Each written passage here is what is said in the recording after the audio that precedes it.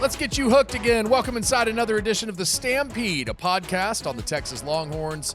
We are so excited to get back together after a wonderful Friday night, which we'll talk about in a minute. But before anything else, we want to let you guys know you can always catch us anywhere you get your podcast, on YouTube, Apple, Spotify. You can find us at thestampedeut.com and anywhere on social media at The Stampede UT. How about Friday night, guys? How much fun was that? Oh, yeah. That It's was a always lot good of fun. to be on campus and hang around your fellow alumni, our UT fans. I think they did a great job of really listening. I mean, we had everybody here, and then there was actually great questions. I thought all our sponsors did well. I mean, it was fun, and you did good, Mr. Bob. I think you know what you're doing. He's I had a try. few years. I try. He's had a few years. A great Couple years on his turnout? belt. It was a great turnout. Great It was turnout? fun and shows you the buzz and excitement on a Friday night in Austin about college football the next day. And Jamal was wonderful. Jamal kind of shook everybody up when you said, "Is this a playoff team?" No. No. I said, "Oh, okay, Jamal. Let's just come right out here and say what we think." Well, it was a great tailgate. We had a blast doing it. We're gonna talk a lot about what ended up happening on Saturday in the Longhorns' 52-37 win over Arkansas. Arch Manning's 6-touchdown day. Of course, the college football playoff. This is the final week. Big games all weekend long. Not just rivalry games, but big games for Texas. Depending on whether or not they're going to find a way to get back in that playoff picture. Of course, they've got to beat the Aggies, and we'll preview that Texas A&M game. Let's get into the Texas-Arkansas win, a 52-37 win. I think there's some interesting parts to it because you look at what's happening to this defense. Over the first 7 games, they gave up, I believe, 71 points, just giving up 10 points a game. In the last 4 games, they've given up at least 30 a game, 35 a game.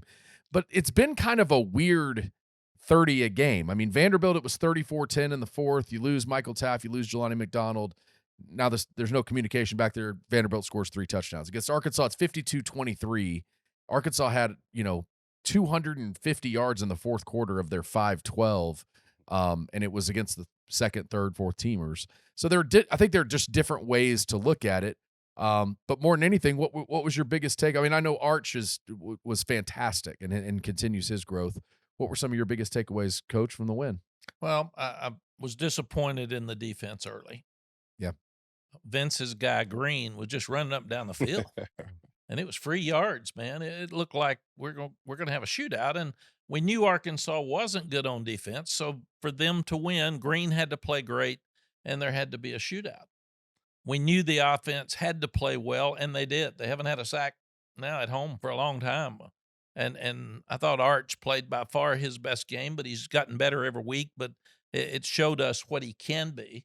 And now he's living up to the preseason publicity that he went through the process Vince and Colt talked about to get where he is. So it'll be interesting to watch him against a great defense on Friday night. But I thought when Green tried to force the little jump pass, Vince, when he was kind of running the option and panicked, I thought that changed the game. Yeah. The defense took over. From that point forth, it was all momentum for Texas. Defense got hyped. Then there's a scoop and score, and the game's over. And then they took Green out and put the other young man in, and obviously he's not as good as the starter, or he would have been starting a long time before. So Yeah. I thought the defense ended up changing the game to a blowout where it could have been a close game with the offense playing well. And special teams really, it didn't change the field like it had in some other games. They had they caught the punt at the 1, and that could have been a disaster. Yeah. But the offense came out and moved the ball and made it work. But I did think it could have been a disaster between Georgia and A&M. They could have been flat. They weren't, and I thought that they played with emotion. I saw this ex-quarterback chest bump Arch Manning when he was coming off the field, and I thought if Arch had blown his knee out after Vince chest bumped him, we would have had a real crisis. But they both were athletic enough; they hung in there. But good to see Arch play well. Good to see the offense get some confidence. The offensive line playing better, and when you can throw the ball like that, you don't have to run it. Somebody said to me, they're not running the ball. I said, they're throwing for 20 yards a play. Right. You're supposed to take what's there. And I thought Texas did a great job of doing that on Saturday. Vince, how about Arch? You were down on the sideline in that first quarter. You got to see the touchdown throw to him. How cool was it being down there, part of that atmosphere, and then seeing Arch really, I mean, it feels like in the last few weeks, he's really started to have that kind of loose mentality where he can just go be Right. himself on the field. And he seems like he's really growing into that. Yeah, I feel like him and Coach Darker really they are getting comfortable with each other of what, Arch likes, different plays and things like that, which we all talked about in the beginning of the year. They was kind of still trying to figure that out. But you can start to see it. And because of Texas lost last week, we already know what type of team was going to come out there today, this weekend. And knowing that, them guys were going to be very focused, dialed in on all the stuff, the mistakes that they did make the week before, that they was going to execute that uh, to do better. Because, like Coach just said, Arkansas is one of those teams that if you go back and look at their season, they one play field goal fumble away from winning games against really top teams that we have to play, Georgia, A&M, things like that. So the good thing about it is our defense took Green out of the game. He wasn't able to, extend the plays, which he did sometimes, but when we got in that red zone, when it counted, we played some defense. But at the beginning, I was a little nervous because I was like, we got to stop this guy right here, or it's going to be a long game. So just to see, Arch doing what he's supposed to do, I'm just proud of him. So as a quarterback, I mean that it's a brotherhood with us quarterbacks. Like we don't never want to see you fail, and we also applaud you when you're doing good. So just to be on the sideline and see him smiling and happy, making a big catch. I didn't know he had hands.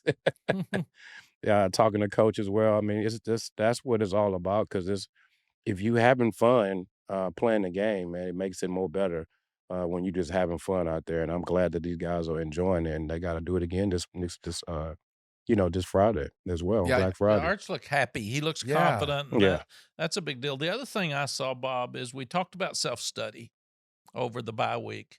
That they pumped a wingo early and hit the deep ball because the safety's eyes get out of the middle of the field, and they start all coming up to stop wingo, and that's self-study. Yep. That's what you do. You pick on a guy, you find their weakest and your best, and you get a play that's been working, and you take something off that play to make it a touchdown.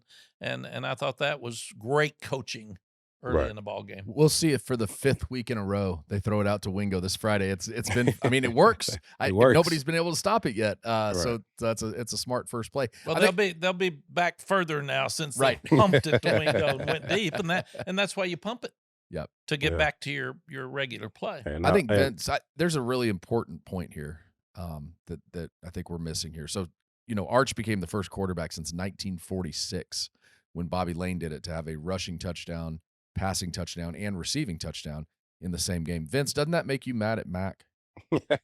He never let you do that. I had a catch, but I didn't have a touchdown. But I did. So I that's did wanted Vince's to. fault. That's Vince's fault for not No, scoring. we called the pass. We had it set up, and he didn't score. Yeah. I tell you, that's the Ramont's- only thing you can do that Vince didn't do. So. Yeah, Ramont's was behind. He should have threw it a little earlier. I would have scored. So I don't blame Coach Davis or Coach Brown. I blame RT. The creativity, though, they've said they've had that in the playbook for about a month. I actually had someone tell me before the Georgia game, watch out for Parker's arm. And I said, oh, okay, this could be interesting, but they never got there. But to have that creativity, they're going to need everything Friday night against the Aggies. What does it tell you about, Vince, what Arch was able to do against Arkansas to be able to have a game like that as he, you're coming off the Georgia loss and then you have a game like that against Arkansas. How much confidence does that give you going into A&M this week? Yeah, it's extremely a lot of confidence because a fact like I just said is when you drop an egg like that in Georgia, it all it does is make you focus harder, Right. and you don't want to be that guy who dropped the ball or got a holding penalty or the interception. You don't want to be that guy. So you want to get back to the drawing table and like, let me fix this because we can't have this against Arkansas. And we definitely can't have it against A&M. So this is good for Texas going into this game with momentum, knowing that all the hype is on those guys. We can put all the pressure on them and be the underdogs, which I love that everybody is counting Texas out. And I've been telling people all week and couple people yesterday, we're finna win that game. So we're gonna need our fans to be very loud and crazy out there, and the guys got to get to work this week because you're playing a team that can run the ball. They got an attitude just like their coach. So you got to take that out the game for you so you can have a chance of winning. Yeah, but one key thing here, you're 1-1 with your mentored quarterbacks against Texas. And you got another one coming up this weekend. So Marcel, number 10, mentored by Vince Young. It's another chance for one of Vince's guys to step up Take in them out the BKR. game. Take And them out the we're game. gonna talk a lot about Marcel Reed here in just a few minutes. 52 points, 490 yards of offense, and eight yards per play for Texas against Arkansas. But let's switch back to that defense for a minute. What are your concerns as they've given up 30 in 4 straight games? Obviously, they were healthy for Georgia. It was a 14-10 game in the fourth, and obviously the 2 fourth downs and the onside kick, and it just kind of ended it. But how concerned are you that this team over the last 4 games is giving up all these points and all these yards, and they aren't the defense that we saw the first 6-7 games of the season? Vince? Well, it's not. I'm not really concerned about them right now because of the fact. I mean, it happens. I mean, when you're playing in the SEC, as you've been paying attention and seeing it, you never know what team that you're about to play, which makes the SEC why it's a strong conference. Everybody is pretty much NFL talent in the SEC. So, yeah, they start doing a good job at the end of the year, but sometimes you got to give these coaches their flowers because 'cause they're sitting back and seeing what Texas is not doing well, and they're attacking it at this point. So, right now, to me, Texas gotta continue to be playing a full game, from, like, special teams, offense, and defense, and you're gonna have guys go make plays. One of the things that I see all the time, I'm an NBA fan. Coaches always say, "You're not gonna stop KD.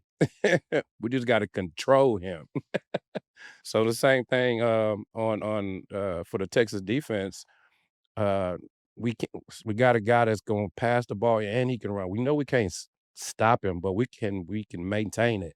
So as people starting to see our defense, yeah, they seeing some of the little small miscues, but at the same time, our defense is still finishing the game, and that's what's very important.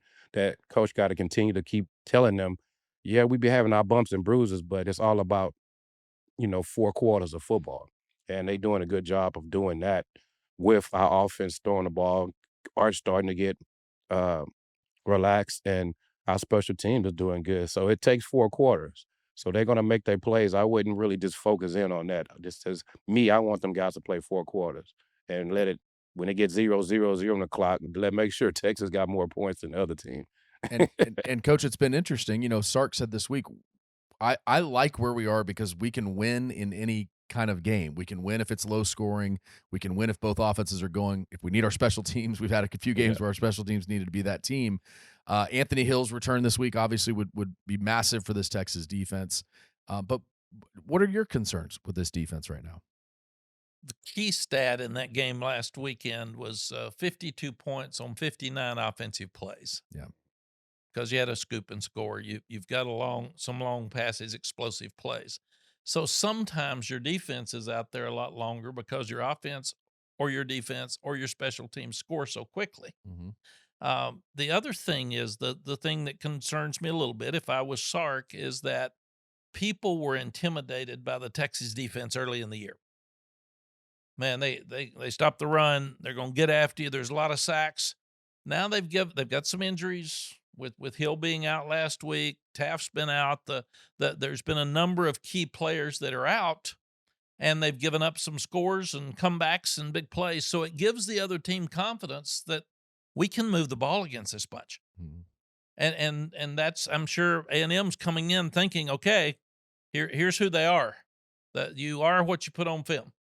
You are what the scoreboard says you are. And they've given up more points than not. So I think you've usually got to win 2 of your 3 phases, and that's what Sark's talking about. And offensively, they scored so many points Saturday, but the defense led the turnover to score points and had a defensive touchdown, which is key. So when you start looking at that, the kicking game was okay, and then the defense they scored. and the offense went off. So I think it just the hardest thing about coaching is you never know who's going to show up. Yeah, exactly. You never know who's going to show up. It's just like as a player. You Yeah. can sit there and somebody says, God, they practiced great on Thursday and they stunk. Where'd this team go? I mean, what happened to them? And I think that's the thing about this week. Vince can tell you playing against OU at Texas is different. Playing against A&M at Texas is different. And it's even more different than Arkansas because Arkansas is kind of a past tradition that's coming back now with the SEC. Yeah. A&M really never left. It was always around, and there's always chatter between the two. And everybody went to high school together. Everybody, everybody knows Yes. everybody. Yeah. Everybody. It's family at Thanksgiving, and divorces happen over this game. And you got people you see an all orange section with 3 maroon shirts in the group. But that's why this week, and I'd love to hear Vince, but this week you've just got to play. You can't be too overhyped. You can't try to do too much. You can't lose sleep during the week because this game's so big. And this game will determine who plays in the SEC championship game. So this is another playoff game for Texas because if you lose this one, you're bowl bound and you're out of discussion. If you win this one, at least you keep discussion alive. Now, people would say Clemson's the only 9-3 team that's been in. They had to win the ACC championship to get in. So can Texas get in? Then people say, well, Texas had an awful loss at Florida. Well, they had a tough loss at Georgia, and they had a tough loss at Ohio State, 2 of the top teams in the country, and then they beat Vanderbilt. So this is going to get into strength of your schedule. Are they going to be okay with a 3-loss team getting in because they had harder teams to play? Or is it going to be the emotion of the fan base saying, we're 10-2. Why do you let a 9-3 team in other than 10-2? Well, you didn't play anybody. That's coming. That's definitely coming. That's coming. It's coming without a question. But Vince, how do you prepare emotionally this week for A&M, knowing that it's important to everybody in this state? Well, you just gotta understand that you gotta say no to the family. Like, you can't get too full. You can't get too relaxed because you got to go to work. And that's the message that, coach has to talk to him about, and as well as the leaders got to step up. You got to let them know how big this game is. And it's very important because it is tough. It is hard. One of the things I know coach over there is telling them that we lost last year, especially for the tradition to come back. And Texas went down there and won in Kyle Field. So I know that message is being said. Even the fans are even still mad about that game from last year because they thought they was going to win. So just understand the importance of the game because of the fact you still have an opportunity to go to the playoffs if you finish the way you need to finish. And that message needs to be said in that locker room today and tomorrow for the rest of the week. And Bob, so many of these players played against each other in high school, so they're texting each other Yes. back and forth, and they're trash talking during the week. And Mhm. I always said, be careful, man. They're going to take it, and they're going to show it to everybody Yep. in the locker room Mhm. and do that. And the other thing that's tricky about this week is what do you do with Thanksgiving? A lot of those mamas want their sons to come home for Thanksgiving. You can't on a Friday night game. You No. can on Saturday. I was going to say, you can have Thanksgiving Saturday. But that's what we always had to do. So we said make Thanksgiving better by beating the Aggies on Friday, and then you get to go home after Right. the game, and you can spend a long weekend with your family. Yeah. And by the way, that Texas A&M loss last year at Kyle Field, had they won that game, they would have gone to the SEC championship. So there's certainly a lot to be played out over the next couple days. All right, these guys are teasing it. We're going to get into it even more in our next segment, the college football playoff picture, what a Texas win would mean, plus just a general landscape of college football and where some of these teams are and why some teams may deserve it, why some teams maybe don't. We'll get into that, and then, of course, we'll talk much more about the Texas A&M game on Friday night. That's all coming up. This is The Stampede, a podcast on the Texas Longhorns. We're back after this. College football not feeling as juicy as it once did? Let me put you onto something that'll shake up your Saturday and every other day of the week. Because now that Wendy's has crispy chicken tendies and a powerhouse lineup of new sauces, it's time you transferred to the hottest team in the league. That's right, Team Tendies. Wendy's Tendies. They're making their undeniable rookie season one for the books. Enjoy first-string flavor from some five-star recruits. Rep your own new favorite team everywhere you go, but make sure to cheer with your mouth closed. Take it to the end zone of savory sauces like honey barbecue, creamy ranch, and the new Wendy's signature sauce to experience a total taste bud blitz of flavor. It's time to join a team that won't upset you with an upset. Taste the phenom that's gracing the gridiron with its juicy, crispy, and tendery tendencies. Don't fumble the bag. Commit to Team Tendies and call the most delicious plays in the playbook. All right, huddle up. Tendies on three. Tendies on three. 1, 2, 3. Tendies. Let's do this. Wendy's Chicken Tendies, now at participating U.S. Wendy's. From Longhorns to startups, Branded Bills has you covered. Whether you're repping burnt orange pride or building a brand of your own, nothing tells your story like a custom hat. Branded Bills is a proud sponsor of Texas Athletics with licensed Longhorn headwear that holds up from the tailgate to the stadium and through the celebration. Bob, don't forget the sidelines and the golf course, too. You know it, Coach. You have to look good to play good. But Branded Bills doesn't stop there. They specialize in custom headwear that helps teams, companies, and communities showcase who they are with premium fit, finish, and style. So whether you're a Longhorn fan, a business founder, or just someone who wants to stand out, check out Branded Bills just like mine's. Explore their officially licensed UT collection or design your own custom hat built just for you. Branded Bills, from Longhorns to startups, licensed pride, custom style. All right, welcome back to The Stampede, a podcast on the Texas Longhorns. We appreciate you always listening anywhere you find your podcast, YouTube, Apple, Spotify. Rate and review us at the Stampede UT on social media, and then thestampedeut.com to find our podcast there as well. SEC Championship weekend is 2 weekends away, and we still don't know who's going to get in, and it's almost amazing that Texas A&M is 11-0 and 7-0 in conference, and they're not guaranteed a spot in the SEC Championship game. This league's wild this year. There are a couple scenarios just to pass along, because I know this kind of gets confusing sometimes. We're not going to go in-depth into it, but this is pretty easy. If Texas A&M wins, they're in the SEC Championship game. That part of it's easy. If the Aggies lose to Texas on Friday, then it gets complicated for them. They're going to need Alabama to lose to Auburn and Ole Miss to lose to Mississippi State. It's Georgia and Alabama if A&M loses and then Alabama wins. I mean, you get into all these different scenarios. But I think it brings up interesting discussions about what the championship game means now.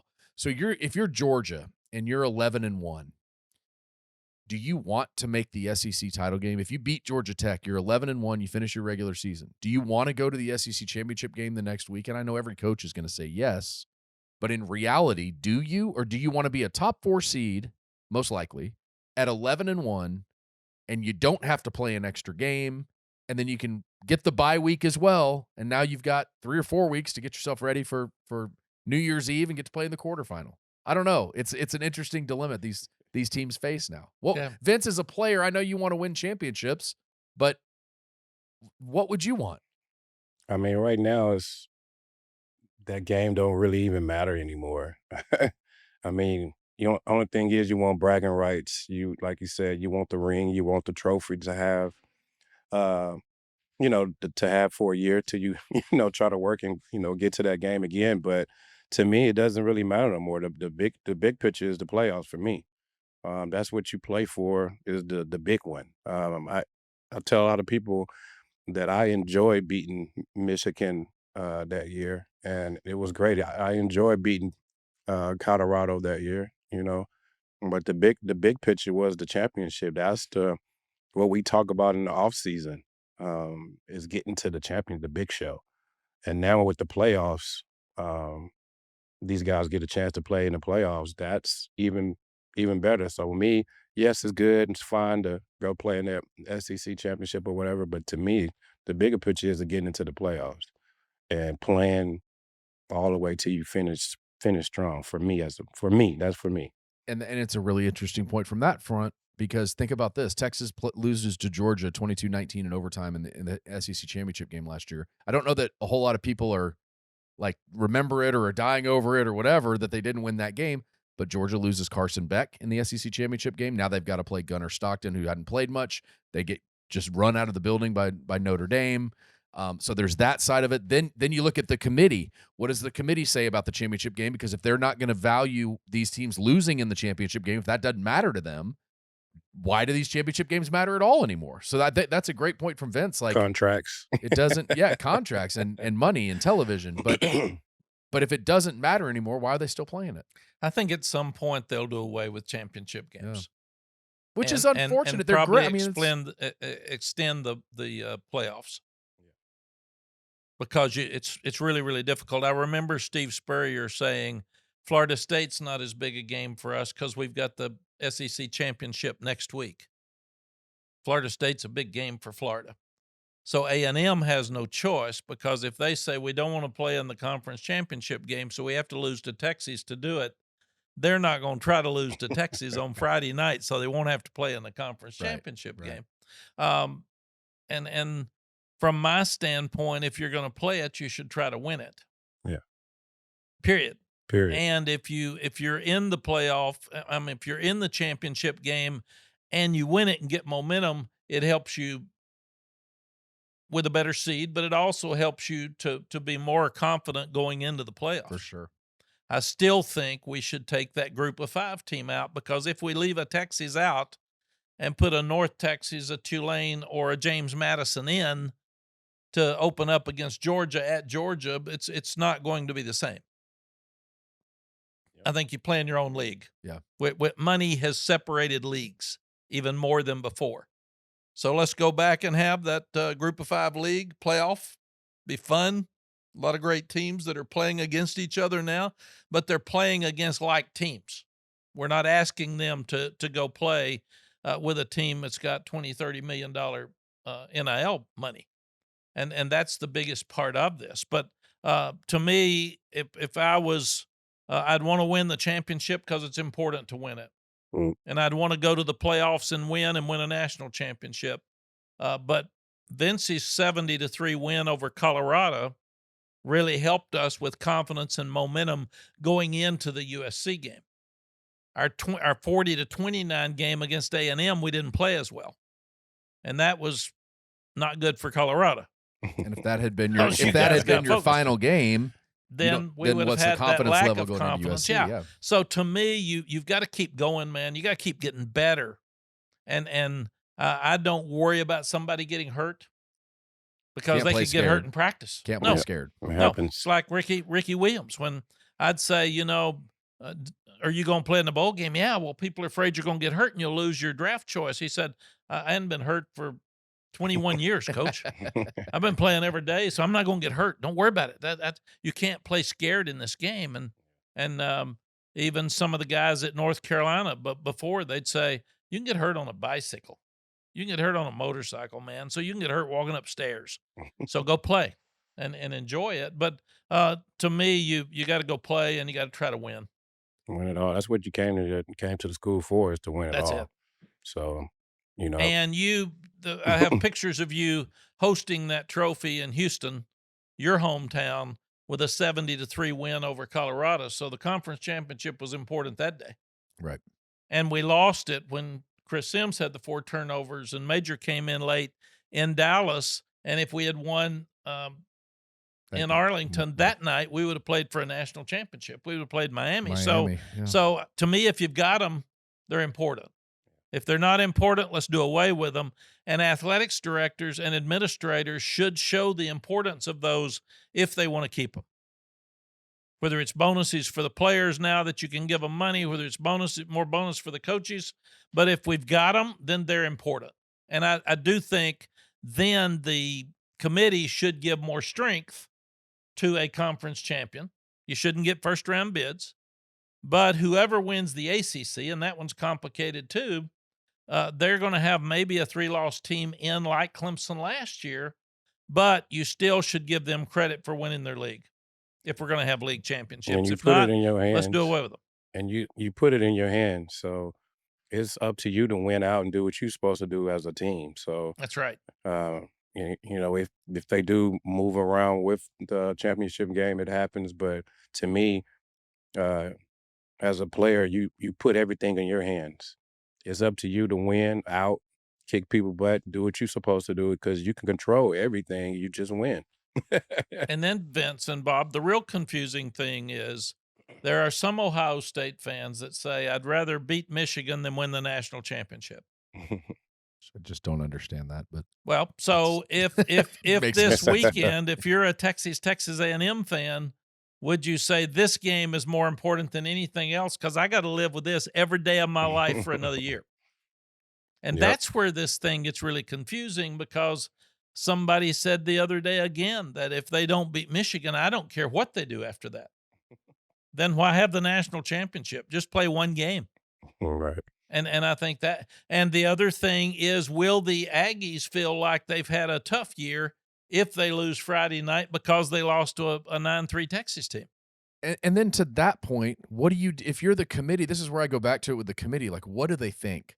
Because if A&M loses to Texas Friday and then loses the SEC championship game, now are they not a top 4 seed? Now are they going to be? I mean, you start dissecting like what it means for certain things, and I feel like the committee. I mean, their job's impossible no matter what, but they're all these like little bullet points that they're saying. Well, the loss matters. A bad loss matters more than a good win. If Texas is going to have 3 top 10 losses, I mean 3 top 10 wins, first team in 6 years to do that since Joe Burrow's team did it. Well, but they also lost to 3-9 Florida, and they lost by 25 to Georgia. Like trying to weigh what actually matters to them has become really difficult. I think. Well, the Florida State season where they were 13-0 got really crazy because they lost their quarterback. So then what does an injury matter? Right. So if a team that's really good loses their quarterback, I guess you look at the eye test and say they're not as good without him, so we're not going to put them in at 13-0. So what's fair here and what's not? I wish we had some measurables where we would say, here is strength of schedule, here is this, here is this, here is this. The eye test does matter, but you've got 13 or 15, whatever it is, different personalities in that committee, and all of them look at things differently. They're all human beings.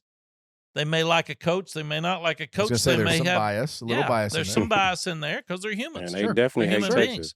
beings. Yeah. So I wish it was more check these boxes, Right. and if you do that, you've earned the right to get in. And I heard Heather Dinich from ESPN say that if this is wild to me, but if Lane Kiffin on Saturday after they play the Egg Bowl, if they win that game, if he says I'm going to LSU or I'm going to Florida or whatever, he's leaving Ole Miss, they would look at that as a losing Jordan Travis, the way Florida State lost Jordan Travis. If Ole Miss loses Lane Kiffin, they would almost look at that equally, which is that's wild to me that you would take something and That's a downgrade what distraction. Ole Miss did this year. And so, yeah, so they're getting Definitely a ready to try to play the distraction. Egg Bowl. Lane won't say anything about what he's going to do. Now they're trying to make the playoff. It's been this great year for them, and now they're saying, well, he'll let us know on Saturday. This whole thing is it's a little bit out of control. Well, think about this, and Vince lived this.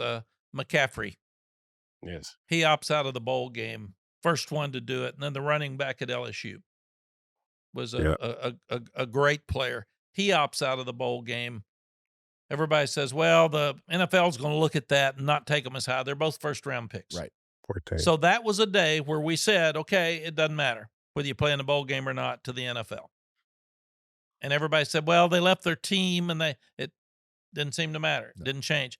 So now you've got a coach. You've got some coaches that leave before bowl games. That's been okay. Yeah.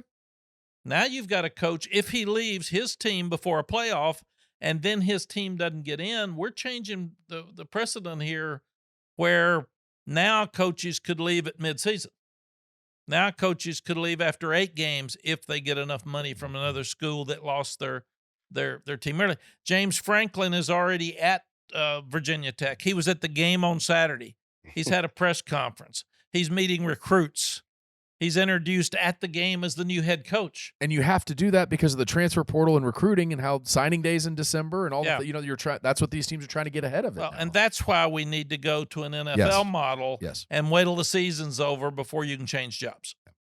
And then move signing date back to February like it used to be, because everybody's got a chance to get settled with your coach, get settled with where you are, and then the transfer portal's already moved back. But let's wait till the playoffs are over before we start changing coaches.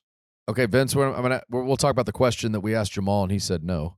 But looking at Texas as a playoff team, if you believe they are, they're going to need help. They're going to have somebody lose in front of them. Obviously, I think they'll vault Vanderbilt if they beat Texas A&M. I think they'll vault 2-loss Vanderbilt just from the perspective of they beat Vanderbilt here. Then you look at, like, does Pitt need to beat Miami? Does Utah need to lose? Does BYU need to lose? Can Auburn upset Alabama? All these things that are possibilities. But Vince, why do you think Texas has the look now of a playoff team? What is it about them that you think they would deserve a spot even at 9-3? Well, I mean, they earned it for one. For a team to forget about what happened week one and to grow each week as a team, as they got stronger and stronger and better as a team. That's what you look at to me. The team, especially the team, like you said, they played. You know, we all said that Florida game was going to be that game. We said that Georgia game was going to be that game. In the same time, but you can tell the growth of the team, how these guys are playing. They are a strong contender in the playoffs to whoever they play. Because if you look at some of these teams right now, some of these teams are going backwards, and Texas is going forward. And that's a good thing for Coach Stark and the rest of, the naysayers of the world. Texas is going in the right direction towards the end of the year. They looking strong like Ohio State last year. So that's, to me, is something to look at as a committee when making a decision. So, and then if they finish against an undefeated team, that's more respect and that you have to pay attention to these guys. So, I'm proud of them because everybody counted them out. Yeah. And they got one more game to show the world that we belong here and we belonging in the playoffs. So it's the ball is in their hands right now.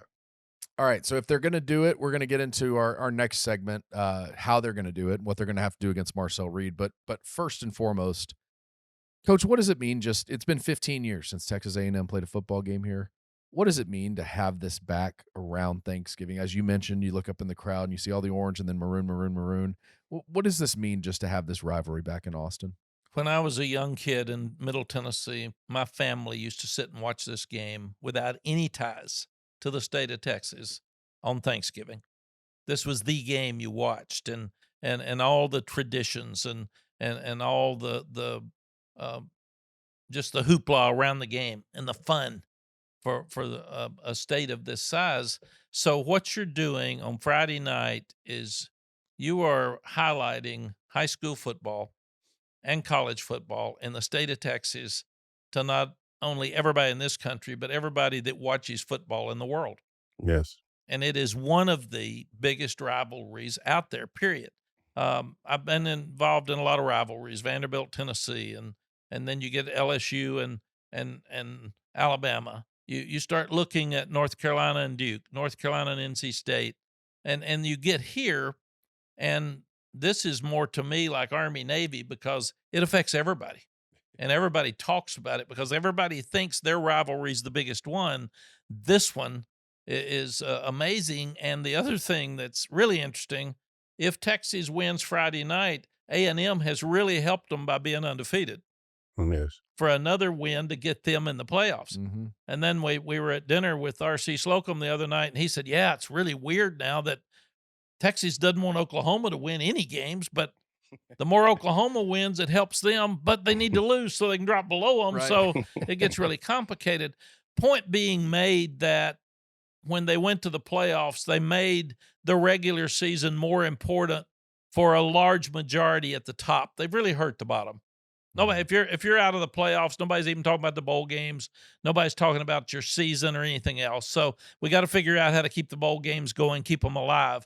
But right now, for this game to matter for the SEC championship, to matter for the playoffs, and to matter for everybody in the state of Texas, because everybody wears one or the other color on Friday night, and you can't get a ticket, you can't get in, Right. It is back to the biggest game of the weekend, in my estimation, and that's fun for this state. Yeah, Vince, how and about for you? What does it mean to you? from a player standpoint, it's so fun. I mean, Courtney Lewis, big time running back that played with me in high school. He went to A&M. Marquise Thornton played D tackle for us. He went to A&M. And then right now I got Reggie McNeil's at Kincaid coaching my son. So we talking about it every day. So that's the fun part about it, that as a player standpoint, we get to compete against some friends that been, me and Reggie McNeil was the top quarterbacks coming out Yep. in 2002. And to had to play him and go against him 3 or 4 years and still have a great relationship with him is pretty tremendous because of the history and tradition of the game. Is he Even trash talking Jordan this That's week? what I was just gonna Oh, yeah, ask. Like, what's I'm that pretty trash sure talk like? I'm pretty sure they got a whole conversation going on over there. But Well, Jordan's trash talking back. 'Cause when Jordan trash talking back he too, gonna though. stand up. But that's the fun part about it. Also, like Coach just said, with your family, eating some good food, watching a really good football game, a great rivalry. I even got business partners that I have opportunity to meet that are Aggies as well. So I'm just happy the game is back. And from a player standpoint, it's just bragging rights.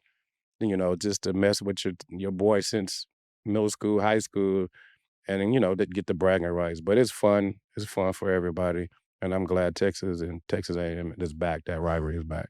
I think everybody is. It's better for college football. We talked about it when it ended in 2011, that the end of the rivalry, and you just thought this means so much to the sport that it's hard to think that this is it. So, Yes. all right, much more to get into with this Texas A&M game. We'll get into a few of the logistics of how you begin to slow that other number 10 that runs really well and throws really well this year. He's a Heisman contender, Marcel Reed. We'll talk about him and the rest of this game when we come back. This is the Stampede, a podcast on the Texas Longhorns. Football season is in full swing, and Underdog is the best place to get in on all the action. And it's that time again. Feast Week is back on Underdog from November 26th through November 30th. Check the app daily for special promos. Playing on Underdog is easy. Just pick whether your favorite players will go higher or lower on stats like rushing yards, receptions, touchdowns, and more. Get your picks right, and you could win up to 5,000 times your cash. This week on Underdog, I'm looking at two of the biggest rivalry games of the week. Let's go up to Ann Arbor, Michigan, where I think Julian Sayin will go lower than 250.5 yards passing. And then let's go to the Iron Bowl, where I think Ty Simpson will have a day against Auburn. He'll go higher than 267.5 yards. Download the app today. Sign up with promo code STAMPEDE to score $100 in bonus entries when you play your first $5. That's promo code STAMPEDE. Underdog. Make picks. Win money. Must be 18 or older, 19 or older in Alabama and Nebraska, 19 or older in Colorado for some games, 21 or older in Arizona, Massachusetts, and Virginia, and present in a state where Underdog Fantasy operates. Terms apply. See assets.underdogfantasy.com/web/play and get terms _DFS_.html for details. Offer not valid in Maryland, Michigan, New Jersey, New York, Ohio, and Pennsylvania. Concerned with your play? Call 1-800-GAMBLER or visit www.ncpgambling.org. In New York, call the 24/7 HOPE line at 1-877-8-HOPE-NY or text HOPE-NY 467-369. Support for the Stampede comes from Google. We hear commentators talk about the spread offense all the time, but what if you don't know exactly what that means? Or what makes it different from other offensive schemes? You can keep wondering. Ask your friends and hope they know what they're talking about, or you can use AI mode in Google search. You can just type, "Help me understand what a spread option offense is and why a football team would choose to run it." Yep, you can ask that all in one search, and you'll get an organized and helpful AI-powered response with everything you need to know. But it doesn't end there. Let's say you want to keep going deeper. With AI mode, you don't have to start a whole new search. You can ask direct follow-ups like, break down how it compares to the pro-style offense based on overall philosophy, types of formations used, and pace. AI mode is great at these types of comparisons, giving you a side-by-side analysis and helping you get the full story from one question to the next. So if you don't just want to watch the game, but really understand it, you can just ask Google. Final segment of the Stampede, a podcast on the Texas Longhorns. Texas A&M week. So much to get into with how the Longhorns are going to contain Marcel Reed. We always ask you to rate and review us at the Stampede UT on social media, thestampedeut.com, and also you can get this podcast anywhere you get your podcast. But at first, it's time for our Underdogs of the Week, Mack Brown's favorite segment every week, presented by Underdog Fantasy. And it's your favorite segment because you're on a roll now. Here comes Mack Brown. Take over, I Coach. thought we should have started the show with it. He wanted to do this whole hour-long show just on his underdog pick last week, which was, by the way, Arch Manning. Excuse me, which, not just last 2 week. weeks. Yes. Which was Arch Manning last week, higher than 245.5 yards passing. He went way past that in his career-high 393-yard day. Mack is 7-8 on the season. You were off to such a slow start, and you figured out this underdog thing now.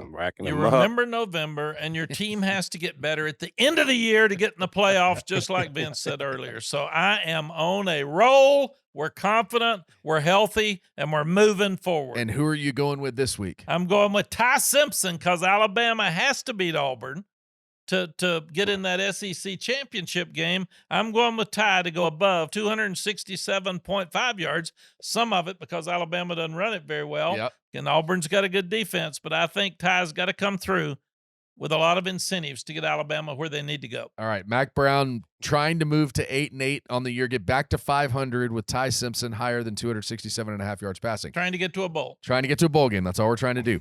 Vince Young, you don't want to have to the Holiday Bowl, Coach. You don't have. I like San Diego. You don't want to be a game under 500 and have to Diego. rely on the whatever is it the 80 ADP? I can't think of what the name of it was, but you had to. That's how 5 and 7 teams get in bowl games. Yep. All right, Vince. 11 and 3. APR. Thank you. That could not get that in my head. Vince 11 and 3 on the season because in a stunning loss at home, Georgia Tech falls to Pitt. Haynes King went. You had him going lower than 249.5. He had 257. They were down 28-0, and he had to throw the ball. Oh my God! It's just right he was there. right there too. But Vince falls to 11 and 3 on the year. Vince, who are you going with this week?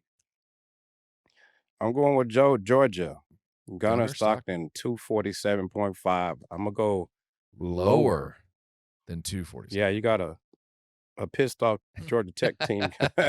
Do you think though that Vince's team is kind of taking a step back? I don't know. It's not the best time. No. We still hot. We just had a couple of injuries, but we'll be back. By the way, I did not know this. When we were in Athens, we were doing our show live Friday night, and some Georgia Tech fans walked up, and I said, "Why are y'all here?" And they said, "Well, we're playing them in basketball tonight." So they played Georgia Tech in basketball. I said, "Oh, are y'all?" I can't remember where the 8 overtime game was last year. They said, "Oh, it was here in Athens." I was like, "Oh, so y'all get them at home this year?" No, they're playing at Mercedes-Benz. They are. So that's a fun little trick. It's a two-year deal. Georgia Tech plays their biggest game every year at Mercedes-Benz Stadium, and that's supposed to be really special. And Vince, I thought you got screwed when they went down 28-0 because they were going to have to throw the ball a whole lot to catch back up. So I was really happy to see you screwed. All right, so Vince is 11 and 3 on the year, still a great year for Vince, and he's taken Gunner Stockton to go lower than 247.5 this week. I had John Mateer lower than 220.5 at home against Missouri. The Missouri defense played well, the offense did not. But John Mateer did go lower, so I moved to 9 and 5 on the season. This week, I'm going to go to the Ohio State-Michigan game. I'm going to take Julian Sayin to go lower than 250.5 yards. I just think, again, a freshman on the road in a big game. I think they're going to try to control the clock, run the ball. They're going to have to do some of that. I think, not because I don't think they'll win, I just think Julian's going to go lower this week. So I'm going to go lower on Julian Sayin. Sign up with promo code Stampede to score $100 in bonus entries when you play your first $5. As always, Underdog, make picks, win money. And Bob, let me say, and Vince, I don't know how you feel.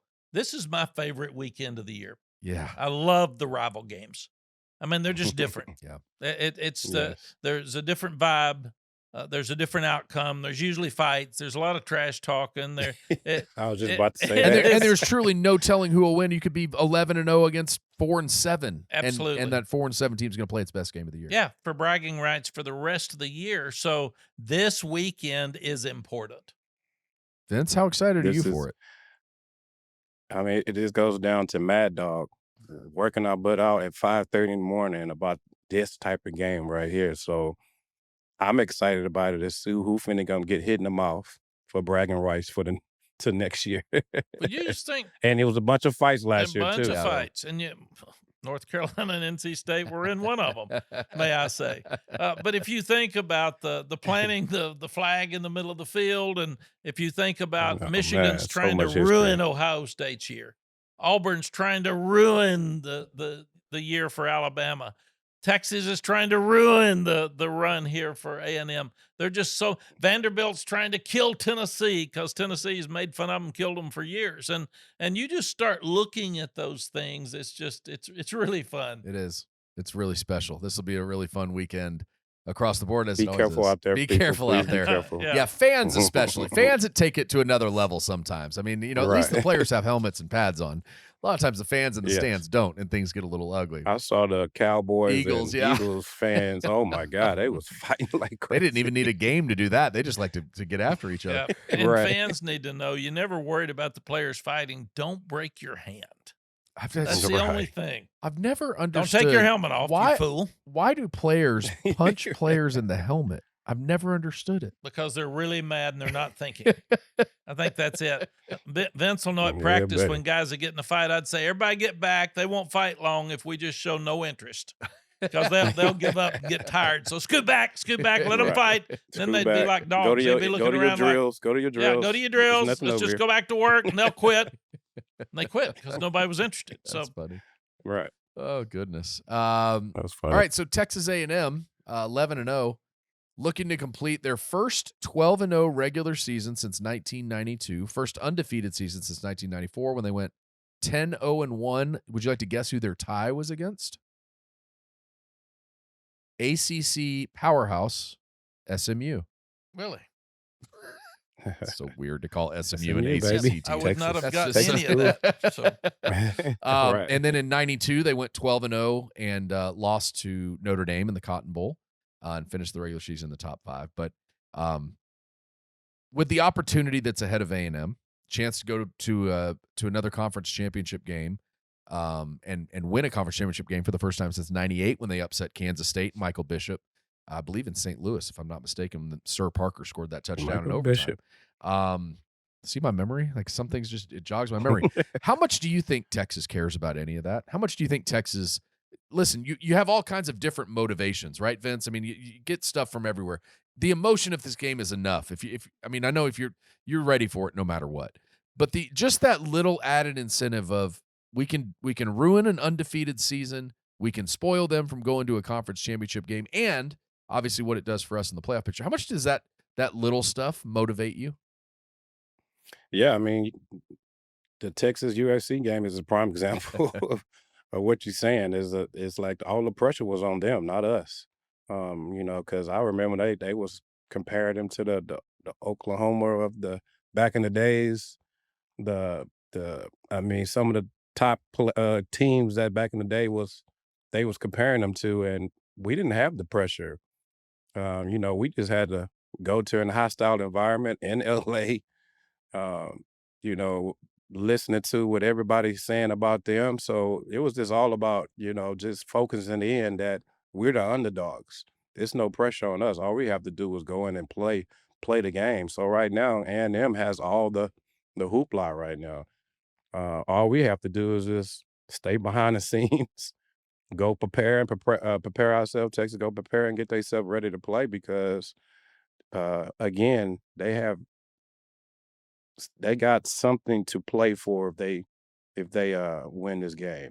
And I really feel like if they win this game and actually do really good, they will be in the playoffs. and you and Selvin were watching Definitely. cartoons anyway before the USC game. Exactly. When they asked Vince, "What do you think about all the hype?" and I'm watching cartoons. Yeah, I'm eating cereal. Y'all keep it over there. Eating cereal. Y'all keep it over there with those guys. Yeah, you all been out there. Even when we went to went to Disneyland with SC, Disneyland. Yeah. they were taking all the pictures, and we're just kind of going on our rides and going through them. and- We're not even supposed to be there. Nope, nobody knew who we were. Nobody knows us. Nobody knows who we are. Mack, how do you So the pressure was yeah, on them. how do you use that as motivation? Like what do you do during the week for your team to say, is it a Tuesday thing? Is it a right before the game thing? Let's go ruin their year. Let's focus on us. Like how would you use some of that stuff? Yeah, the rule of thumb for rival games are be fresh, be simple, and be excited for the game. Don't play the game on Tuesday. And this game, if you think about it, for both teams, they played Saturday, and then your Texas, at least it was an afternoon game, and then you start practice on Sunday. You don't get to wait because it's a Friday game. Usually you get a day off and you get to stretch and you get in a whirlpool and all that. Back to work, man. And that's Quick. immediately. But you don't want to put a whole lot of stuff in this week that's different because it'll scare your team. Why are we putting in new stuff? We don't think we're good enough with what we've got. So you've been doing that all year, but you've especially been doing that since bye week. Like Vince used to say, you slip in things, but you don't say it's for A&M. You just practice it and you just don't use it till the A&M game. And you got to be really careful that early in the week you don't practice too hard. And you don't just get worn out. I've done that some. And Coach Roll always said, don't play the game on Tuesday and Wednesday. Make sure you play this one on Friday night instead of earlier in the week. And I think the biggest thing is the guys now with social media, they know how important it is. You don't have to sit there and tell these guys. They're smart. They get it, and they hear it. What you got to do is say, we're playing to a standard like we did for 3 quarters at Georgia. We got to finish. And this game will be a Georgia-type game at home. Hey, we're 5-0 at home. We've given up 1 sack at home. So at home and the Oklahoma game, which was a neutral site. So we're really good in this environment. All we have to do is be us. We have to be us. We have to play to our standard and quit worrying about them. They're not a factor to us. Their record's not a factor. What they do, we're talking about us. And I think that's the way that Steve will approach this week, because everybody understands they're undefeated. And like Vince said, that's better for Texas. If it was a bad team, if A&M had won 4 games and Texas beats them, then that's not going to help them with the playoffs. So Texas is lucky A&M's really good. And I coached against Mike Elko twice. He is really good as a defensive coach. Jay Bateman, our defensive coordinator, is their defensive coordinator. Those guys on 3rd down, you better not get in 3rd and long. Yeah. I mean, they're a mess now. They come from all over the place. It's going to be a long game. If you get in 3rd and longs, so that's where you're going to have to run the ball some. You're going to have to stay ahead of the chains, because that's what I feel like they do best. Mike does a great job with complementary football. And I know we said that's an overused term, but he's going to run the ball. He's going to kill the clock. He's going to use some play action. They're really good on special teams, and they're great on defense. And Marcel has just, to me, he gets better every time he takes a snap, Vince. He just, every time I watch him, first I said, he runs, he doesn't throw very good. Now the man can throw it too. He's hitting some deep balls that make a huge difference. So I think you got 2 of the best defensive coaches in the country that'll be in this ball game. You've got 2 offenses that still, they're kind of in and out of identity. They're not totally locked in on, can Texas run the ball? Do they have to? Can they protect if they don't run the ball against a really good defense like A&M and Georgia? So that's what we're looking at here this weekend is what can you do to make sure that you stay in the game. These things can get out of hand one way or the other really fast because of the emotion. And this is a weird term for people who aren't coaches or players. They can't lose the game before they have a chance to win it. Arkansas lost the game. The interception and the scoop and score, the game's over. Everybody could have gone home because it's done. It's over. So Texas didn't win the game at that point as much as Arkansas lost it. So what about turnovers? What about explosive plays with 2 really good defenses and 2 very talented quarterbacks that have some speed? Concepcion. Yeah, KC Concepcion's. KC Concepcion committed to us at North Carolina. I love the kid. Yeah. He's a great kid. He flipped the signing date, and he goes to NC State. Killed us. Absolutely killed us. So then, because of NIL, he leaves and comes to A&M. He is killing it, man. I'm so proud of him. Yeah. He is so fast and all over the place. So when you start looking at Marcel Reed can kill you. He can take it and score at any time from any place on the field. Concepcion can kill you. Yeah, he 'cause I'm he can sure. take a screen and score. Yeah, and he has He multiple can times double this year. move and score. He's got great hands, and he is such a competitor. So when you've got guys that every time they touch it, they have a chance to score, and Texas has struggled some in the secondary, makes you lose sleep. Coach Akina's not sleeping real well right now watching that video. and we've talked a lot. Guys. Oh, we got the impression. We need a Dwayne Akina impression. The But for me though, it's gonna come down to Reed and Arch. And where I can commend on both of these guys, they starting to see it at pre-snap read. And once you see it before the ball gets in your hands, know where you need to go, and having tremendous confidence in your receivers to be at the spot they're supposed to be at, to make the plays that they're supposed to be making, it makes the game tough for a defensive coordinator. When you got a guy that's seeing it, and both guys are actually really seeing it. And that's pretty. I want to applaud both of them guys for seeing in that pre-snap read. I remember when I first understood that, and Coach Davis said, "Hey, I'm gonna give you a check. I'm gonna give you a run to pass, or a pass to pass, or check." When he started letting me run the offense, that I felt I started getting comfortable with, because I was starting to see the defense, what they was trying to do to me, understanding what a over and under front is, understanding when they spin the safety. When you start seeing all that type of stuff, it makes the game more easier for you. Now you got to just make sure your teammates on the same page.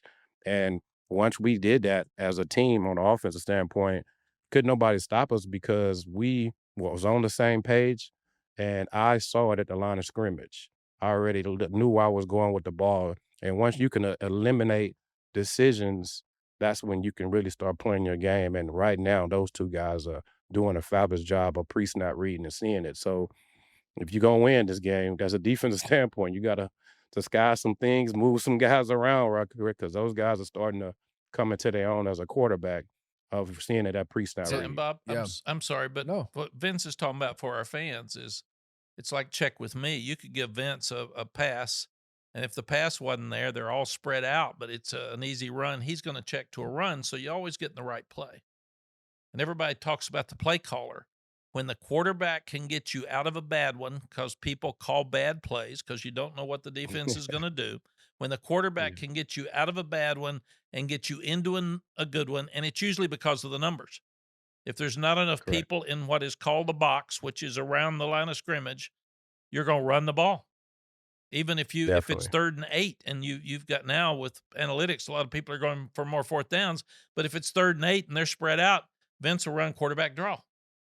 He may hand it to Ced Benson. He may hand it to Jamal or Selvin, where a pass has been called because they're spread out to cover the pass. So the Correct. ability that Vince just said is so key for a young quarterback to learn.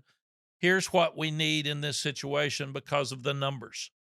You want to take Correct. advantage of the number game. It makes your play selection so much better. I don't know if you know this. On 4th and 18, Vince might run it too. Yeah, after I call a square and make it, Coaches, and wait. pat me on the head and said, "Pops, we got it. You want to score now? You want to go to overtime? Hey, smart aleck, We got you, big guy. get back in the huddle and go play." Oh, I love it. That's good stuff. Vince, I want to go back to Marcel for a minute, just because I know you've watched a lot of him play. 3,100 yards this year, 31 touchdowns. He's obviously made dramatic improvements since last year. This is not the same quarterback that Texas held down last year to, I think, 146 yards passing, 60 rushing, no offensive points for A&M last year. Obviously, Marcel in this offense is very different. What is it about him that you think has allowed him to grow into that role this year? Well, the confidence, like you just said, I mean, last year, he was kind of splitting time last year with the other quarterback. And sometimes that can get irritating. That happened to me in Nashville. It happened to me a little bit. And you really trying to focus on, winning the game, and you still got to look over your shoulders. Sometimes it does get Yeah. tough. So now he has the keys to the car now. He don't have to do that. He has a coaching staff that's teaching him a lot of different things. He also got some more weapons around him. He's getting comfortable, and he's getting comfortable at the right time. And um, when you have that confidence level in yourself and your playing style, it makes the games just so fun. And you can see it when he's celebrating with his teammates, having fun. This is why you play the game, when you get to that confidence level that you can just go out there and have fun with your teammates, and that's the fun part about playing this game. Um, it is not easy playing that position and looking over your shoulders and don't have confidence. Once you start having confidence in yourself and you're like, hey, I knew I can play this game. I've been playing it from high school to little league all the way up to now. Now I just gotta get myself into the college like these two guys are doing, and then, on to their dream to the NFL. And it's gonna be tough in NFL until they get confidence. And once they get confidence on that level, it's all you wrote after that. So I'm kind of scared of him right now because he's going against my guys, my Texas guys, but I'm also rooting for him. I'm happy for him to see that his confidence level is very high right And now. Bob, second year in the same offense. Right. So you start the Correct too. Yeah, coaches that too. get so they know Yeah. Marcel better. When you know who your quarterback is, Vince is your quarterback. You do everything that Vince can do best. We'd even sit down with Vince and say, what plays do you like the best? What do you have the most confidence in? And when Marcel gets to that point, he can say, I really love this play. So on 3rd down and 4, Marcel Vince loves this play. So we're going to run that play, period. Yeah. Yeah. Or if he gets it, he can check to it because that's what he feels comfortable with. And that's what happens over time. These things just don't happen. You don't say that's their offense. No, the offense has to fit Marcel. The offense has to fit Arch. And it takes a while to figure out what they like the best, what they do the best, what their ability fits the best, and what their personality matches the best. In the same way on the defense side, when Hill probably got a call from coach, they just popped about the blitz, and then the team sees it, and then they check. But now they giving Hill the opportunity to say, hey, check, check, check too. And then you'll see our defense, probably from a man blitz into a zone or something. So it's all respect to those guys that's starting to get that confidence. And Hill has it. And he's a great guy that's over there running that defense. So probably the same way with A&M. I don't know their head guy over there, but I'm pretty sure that their defensive coordinator has trust in him. That if he sees something, he can change it and get the defense in a better play to be successful as And well. I think that's what maybe is going to make this game so interesting. As much as we talk about Arch Manning and Marcel Reed and the dynamic quarterbacks that both of them have become, look at A&M. Cassius Howell, 11.5 sacks this year. On the other side, Torian Right. York, who's been a beast for them forever. Then you look at Texas, you got Colin Simmons on one side. Ethan Burke's come on strong lately. Trey Moore played well in that second half. You got Anthony Hill back in the middle. Like, you get all these guys, and they all know each other. And that's what again, you just go back to that over and over. But these defenses, which ones are going to show up? I mean, is it going to be the defense that, we saw the first 7 games for Texas giving up 10 points a game? Is it going to be the one that's giving up 30? Same thing for A&M. They've given up a lot of points this year. In some of the Arkansas game, they gave up 42. South Carolina obviously scored 30 in the first half. So there are going to be opportunities. It's just hitting on those opportunities when you get them. And Bob, that's coaching too. You got a guy that's got 11.5 sacks. He changes the game. Yeah. You can't run certain plays because if you can't block him, then you've got to get a running back involved in blocking him.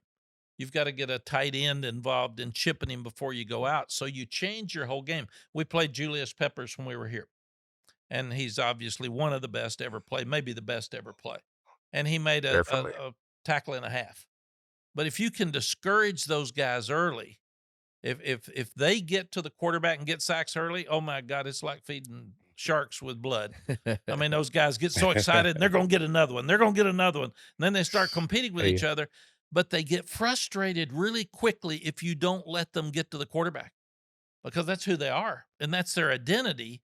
And if you slow them down early and we're not seeing them get to Arch early in the game, then they're going to have a long day. I thought Colin Simmons' hit on Diego Pavia early probably stunned him a little bit. And he thought, if strip sack, fumble, Texas recovers, you get something like that early, that could certainly do that. All right, Mac, your must-dos if Texas is going to beat A&M on Friday night. I think Texas has got to play with more confidence than they did in the fourth quarter at Georgia. This is a big guy game again. Everything's on the line. Yeah. So again, you've got to control the line of scrimmage like they did against Arkansas, and it's a better line of scrimmage, so that's going to be tough. Can they get enough running game to keep the line of scrimmage worried about the run so they can use some play action to help with protection? And if we get through this game and Arch hadn't gotten a sack, against him, we're going to be good. So no turnovers. No turnovers. Plays in the kicking game. This isn't going to be easy. This isn't going to be pretty. Yeah. It's going to be a good game. This is going to be a great game. This isn't going to be a game where we're standing back there for a while like it was Saturday, throwing 40-yard downfield and he's wide open and we're all saying, woo! This is going to be a nasty, tough, dirty game where the team that's the toughest, the longest wins. And it'll go back to what I said earlier. To me, this one's going to be the team that doesn't lose the game. Who's going to hang in there? Who's going to be confident enough not to panic? And who's going to make the plays to win the game? That's what number 10 did here better than anybody I'd ever been around. When it came down to USC, when it came down to Oklahoma State, when it came down to where we were in some trouble, Kansas, the man was going to find a way to make a play. So Friday night, the team that finds a way to make that play is going to be the one that wins this game. Yeah. I say whatever team is going to have the most patience, just because what Coach just said, mentally, at that age, 17, 16 years old, sometimes you get antsy because you want that big touchdown like this past weekend. You want that reverse pass. It's going to be a time that you're going to have to just be very patient and stay so focused into the game that is coming. Okay, oh man, because once you go back to the sideline, a lot of times, a lot of people don't know, like with this new technology now, you got footage on the sideline now. You like, oh, I missed that. Big guy in the Okay, sky coach, don't make lie. sure.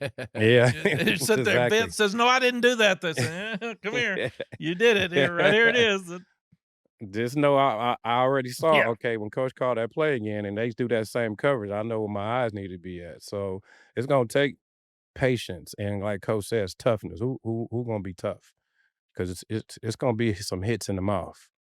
And that's what you love about football. But that patience, to the point, like patience for 4 quarters, that this game is going to take 4 quarters to win the game. It's going to take a lot of patience. It's going to be some times you're going to be 3 and out. You're going to be frustrated on that sideline. But you got to continue to pick each other up like they have been doing, Texas has been doing. Keep picking each other up. Keep motivating each other. Hey, I'm coming back. Let's go. Defense, get us the ball back. Because it's going to be a tough game, but it's going to be patience. I remember playing Peyton Manning over all these years, and it's hard to play that man. But you're going to have patience when you're playing him, and you can beat him. You just got to stay focused for 4 quarters, and that's not easy when at that age, but in the same time, you can do it. So patience and toughness for me, for Texas, they can win that game. They have that. Bob, who overcomes adversity? Yeah, that's it. There's going to be adversity. The mental toughness Yeah, of there that. was adversity in the fourth quarter at Georgia, and Texas didn't handle it as well. Vince just said it. They're going to be some ugly plays, some bad plays, some tough plays. Who's going to cave? And that's what's so wonderful about this game Saturday. It's going to be the team that's the toughest team the longest. And we always said it's not the toughest team. It's the toughest. Who's the toughest team the longest? And who finishes this thing, and that's it. And it's not the best team. It's the team that plays best on Friday night. That's it, too. That's all that matters. You can say, well, we had a better team than them. Doesn't matter. Head-to-head, tonight, you lost the game. Tonight. Scoreboard doesn't lie. The phrase I heard more, I think, from Texas players this week was eye discipline. That eye discipline's got to be on point with a guy like Marcel Reed. But the mental toughness, I think, is the biggest part of this. Can you stay in it? Even if you get down, can you stay in it for 4 quarters? Well, I mean, we're going to find out Friday night. That's what this is all about. You're in it to win it. You're in it to win it. It's Texas and Texas A&M Friday night in Austin for the first time in 15 years. We can't wait for that one. And then, of course, we can't wait to talk about it next week and see where the Longhorns stand after the A&M game. For Vince Young, thanks for always being a part of this one, Vince. Mack, Happy Thanksgiving. Happy Thanksgiving to everybody. Happy Thanksgiving for everybody. Oh, before we go then, let me make sure I get this out there. Vince, what's your favorite side dish for Thanksgiving? Favorite side dish? I'm going to got to go with the green beans bacon wrap with the brown sugar over top. That sounds good. That sounds really Mack, good. you've probably had more Thanksgiving side dishes from parents of your kids over your career. Yes. What's your favorite one? Green bean casserole. Got that mushroom soup in there with it. I love it. I love it. we can't thank you both enough, not just for your Thanksgiving side dishes, but for your football analysis too. Thank you. And everybody be safe just told going to and I just going gave home somebody a from the game. recipe. Yeah, be Yeah. safe. You always worry about people's emotions around a game like this. Yeah. Let's don't ruin a weekend, and we have to go back and honor the young people that were lost in the bonfire many years ago, because that's we don't get those children back, and hate it for those parents. But you all be safe and have a happy Thanksgiving. Always love 26 years later, and you still always want to bring that up, and I love that you want to bring that up. It gets me every Thanksgiving, because we don't want parents to lose children. Yeah. We need children to have extended lives and be able to do what we've done, and that's fun. So I still hate it for those 12 families. and there was no better example of Texas and Texas A&M coming together Yeah. than what happened in 1999. So our thoughts and prayers are always with the Aggies and what they went through 26 years ago. All right, that's going to wrap it up for this edition of The Stampede, a podcast on the Texas Longhorns. For Vince Young and Mack Brown, I'm Bob Ballou. Have a great Thanksgiving. Happy Thanksgiving, everyone. Enjoy Texas and Texas A&M Friday night, and we'll see you next week.